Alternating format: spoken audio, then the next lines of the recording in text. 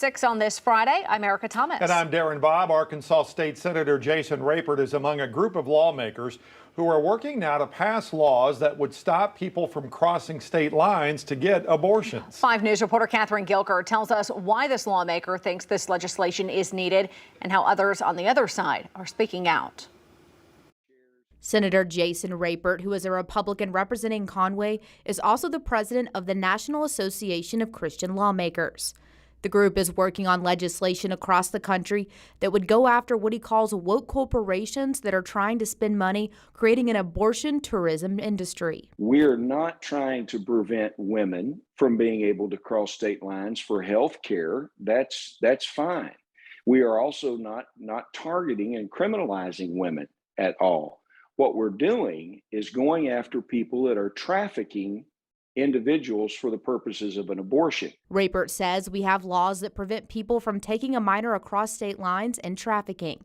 He says they are looking at this bill to be a Texas-style civil cause of action that would give individuals the ability to sue someone for aiding and abetting someone to get an abortion. I have been contacted by people all over the country that want to ensure that we stop these corporations from using shareholder funds illegally.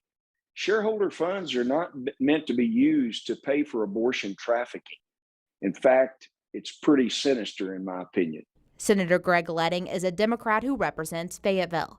He says trying to penalize anyone who is trying to cross state lines to get health care is outrageous and insulting. I think companies that have stepped up to say that they will pay for expenses for their employees to travel to get the health care they need is admirable, and it's up to those companies. And I don't think they would do it if they didn't think it was in the interest of their shareholders. Leding says referring to people driving across state lines to get an abortion as trafficking is a disservice to the cause to fight actual human trafficking. And to co-inflate these issues is insulting. I think legislation like this is horribly reckless, and again, it should be chilling, because if they're willing to do this, what else are they willing to do? And I don't want to sound alarmist, but until lawmakers face electoral consequences for advancing dangerous ideas like these, I think they're going to try.